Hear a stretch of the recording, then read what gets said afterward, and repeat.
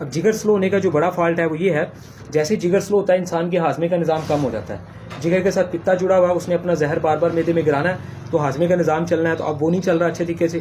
Gas ज़ाबियत जैसे gas का बनना और इसके साथ भूख का लगना, भूख अब नहीं लग रही, इसका मतलब है पित्ता अपना जहर बार बार मैदे में नहीं गिरा रहा, क्योंकि जिगर वो पुर्जा है जो इंसानी जिस्म के अंदर गर्म रहता है और पूरी बॉडी को गर्म रखता है और फिर खाने को हजम करता है, पूरी बॉडी को हरारत दे के उसे सुकून की नींद दिलाता है, ठीक है जी, थकावट को ख़त्म करता है, खून को चलाता है और खून को पतला करने के लिए गुर्दों का इस्तेमाल करता है, गुर्दे भी स्लो है, खून को पतला करने के लिए चिकनाई हजम करता है लुबलुबे के जरिए, वो भी स्लो है। तो इन सारी चीज़ों को बेहतर करेंगे। अब यहाँ आप बेशक अपनी परेशानी बलगम या एक दो चीज़ें लेके आएँ, लेकिन पूरा सिस्टम ने ठीक होना है तो सारा कुछ ठीक होना है। तो गुद्दी तस्कीन है हर तरह से, इसलिए काम सारे स्लो हैं। जिगर ने ही ग़िज़ा को हज़म करना है, जिसमें जज़ब करना है और गंदे फासद मादे बाहर निकालने होते हैं, तो ये सारी चीज़ें ठीक होती हैं। अच्छा, अब आप दोबारा से बताइएगा, एक तो बुखार फील कर रहे हैं आप, बुखार कितने दिन से महसूस कर रहे हैं? तकरीबन हफ्ता हो गया, 1.5 हफ्ता करते हैं, 1-2 हफ्तों से, ठीक है 1-2 हफ्तों से। और इसके साथ साथ बलगम, बलगम तो याद नहीं, और खुश बलगम और खांसी। हाँ जी, ये तो काफ़ी देर दी है। ये 1 साल 2 साल 6 माह कितनी पुरानी है वो बताना आपने? ये तो तकरीबन फंगस का मैं ऑपरेशन कराया सी, ठीक हो गया। ठीक है।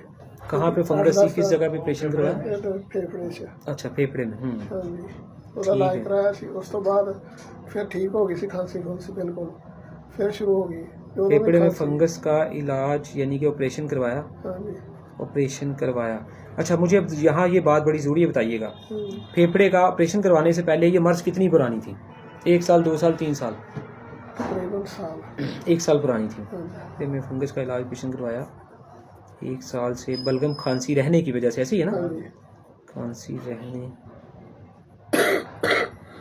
की वजह से। अच्छा, ऑपरेशन होने के बाद कितनी देर ठीक रहा? तकरीबन 5-6 महीने। उसके बाद दोबारा स्टार्ट हो फिर गई खांसी शुरू रही है, के बाद? ਉਹਦੀ ਦਵਾਈ ਲੈਂਦੇ ਆ, ਡਾਕਟਰ ਕੋਲੋਂ ਲਿਆ ਸੀ ਅਸੀਂ, ਉਹ ਹੈਗਾ ਡਾਕਟਰ, ਕਿਹੜਾ ਕੀ ਨਾਂ ਸੀ, ਹੈ ਆਸਾਨ ਵਾਲਾ, ਹੁਮਾਯੂੰ ਆਸਾਨ। ਉਹਨੇ ਕਿਹਾ ਜੀ ਤੇਰੇ ਹੈਗਾ ਉਹਦਾ ਮਸਲਾ ਵੀ ਦਮੇ ਦਾ ਵੀ। क्या सबूत है उसका? ਉਹਨੇ ਕੋਈ ਰਿਪੋਰਟਾਂ ਕੀਤੀਆਂ ਸੀ, ਜੇ ਕਹਿੰਦੇ ਉਹ ਤਾਂ रिपोर्टों में तो बीमारी आती कोई नहीं है, आज तक नहीं आई कभी रिपोर्टों में बीमारी।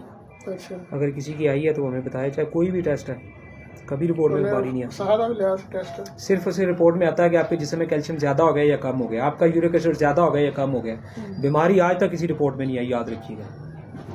जहाँ मैं 20 लोगों को चेक कर चुका हूँ, सबसे कहता हूँ भाई आई बीमारी हो, कहते हैं जी रिपोर्ट में बीमारी कोई नहीं है, लेकिन यहाँ सफ़े भर जाते हैं लोगों को सिर्फ पैसा बनाने के लिए, टाइम और वक्त ज़ाया करने के लिए।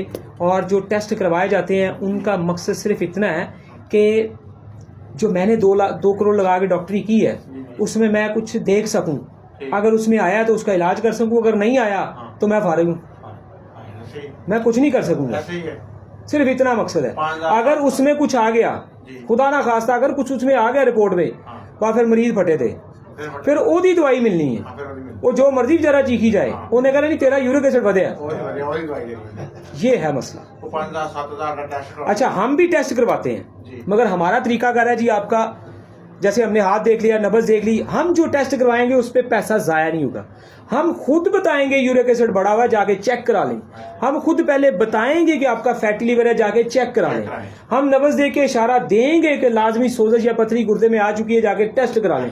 वो टेस्ट करा के पेशेंट मुतमिन हो जाता है, वाकई भी जो बताया वो है, और अब इसका इलाज करवाएं। वो डॉक्टर टेस्ट लेकर फिर इलाज करते हैं, वो फिर इलाज करते हैं, और इलाज नहीं हो रहा ना, क्योंकि टेस्टों में बीमारी नहीं आती। अब